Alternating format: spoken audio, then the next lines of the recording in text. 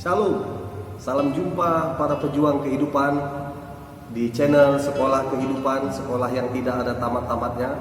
Karena dalam kehidupan ini kita belajar dan terus belajar sampai Tuhan memanggil kita. Terima kasih kepada semua para pejuang yang sudah like, mengkomen, ya, men-share, men-subscribe, bahkan menonton video ini sampai habis, sehingga video ini dapat semakin berkembang. Dan doa harapan saya kiranya video ini bisa menjadi berkat bagi kita semua, bagi banyak orang, sehingga kita banyak dapat pelajaran dalam video ini, lewat video ini, sehingga kita bisa menjalani kehidupan kita ini dengan enjoy, dengan semangat, dengan roh yang menyala-nyala. Baik, kita masih ada dalam pembelajaran dari seorang tokoh Alkitab yang bernama Daud, ya. Kali ini saya akan baca firman Tuhan 1 Samuel 17 ayat yang ke-45 sampai dengan ayat yang ke-47. Saya akan bacakan demikian firman Tuhan, 1 Samuel pasal 17 ayat 45 sampai dengan ayat 47.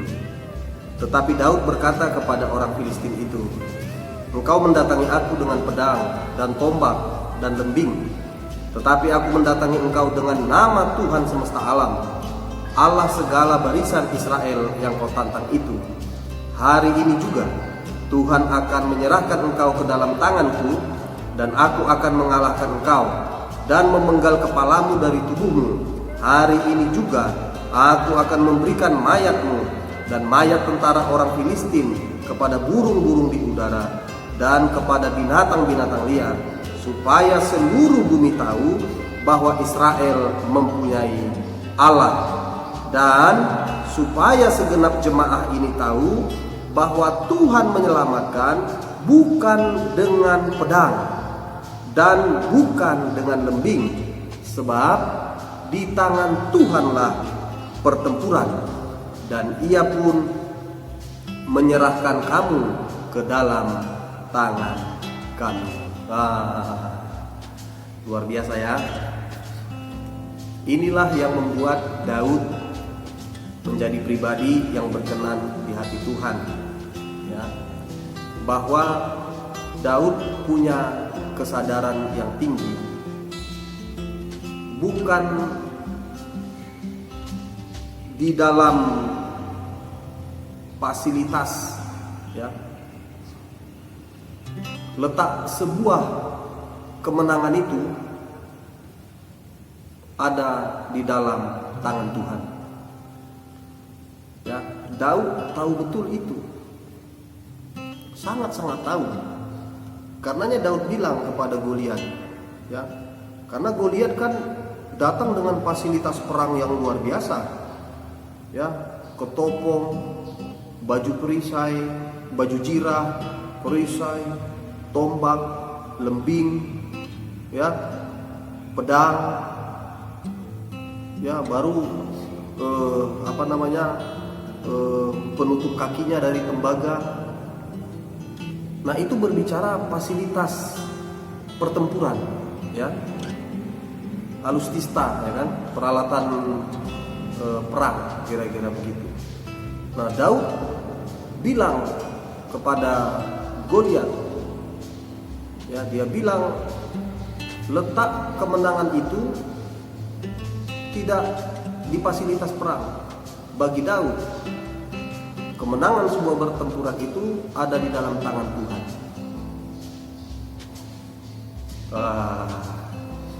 Inilah yang membuat Daud menjadi pribadi yang berkenan di hadapan Tuhan, ya.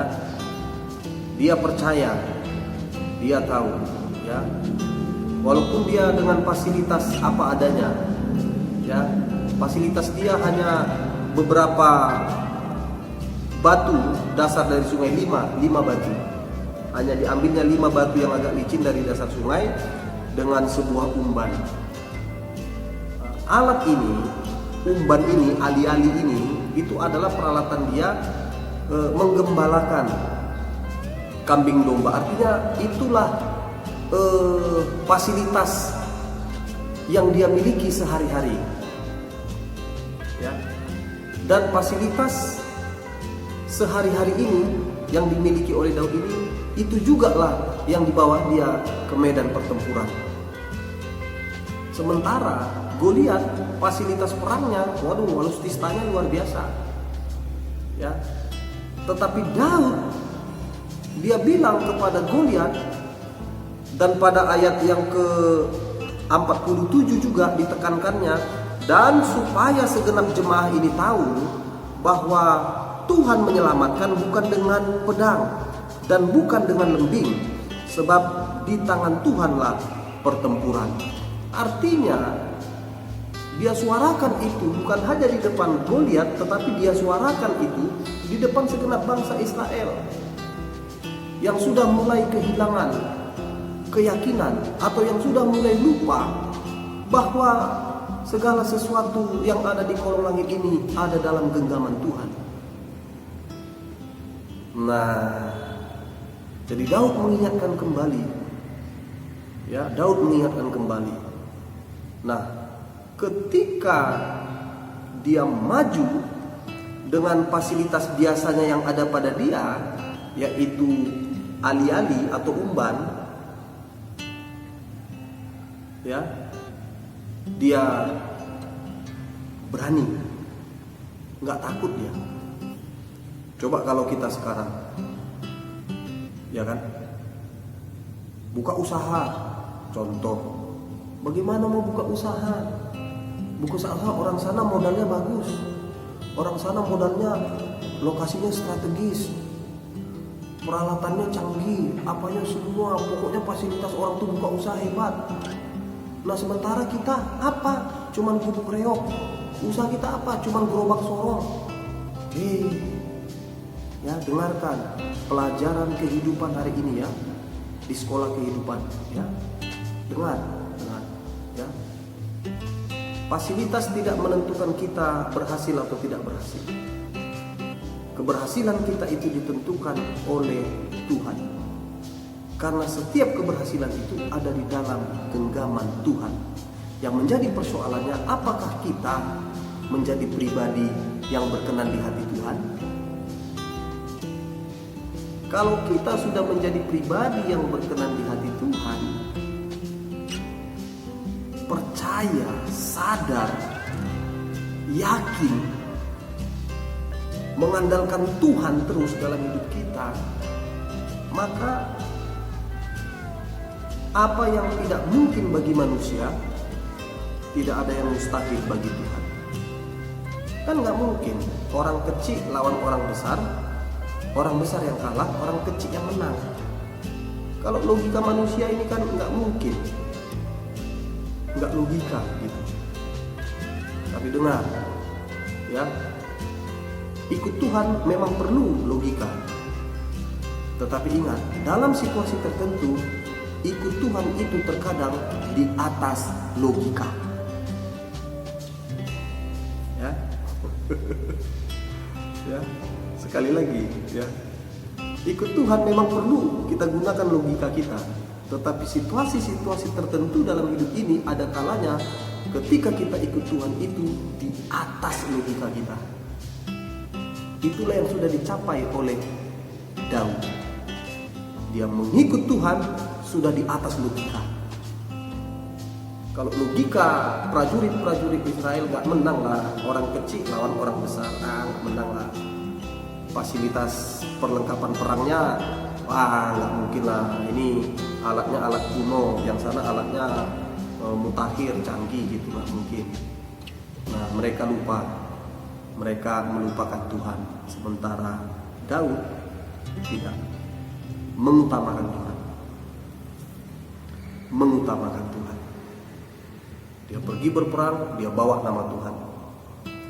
Dia bilang kepada Goliat, kau datangi aku dengan lembing, tombak dan pedang, tetapi pada hari ini aku datangi engkau dengan nama Allah bangsa segala barisan Israel yang kau hina itu.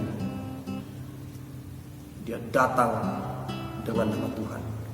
Karenanya para pejuang kehidupan, ya, sebelum kita memulai aktivitas kita, hari-hari kita, ya, kita berdoa.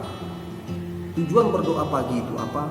Supaya hari itu kita jalani dengan membawa nama Tuhan. Karena di dalam nama Tuhan ada kuasa, di dalam nama Tuhan ada kemenangan. Maka satu hari yang kita jalani itu, hal-hal yang luar biasa akan terjadi di atas logika kita, ya, di atas logika kita alami.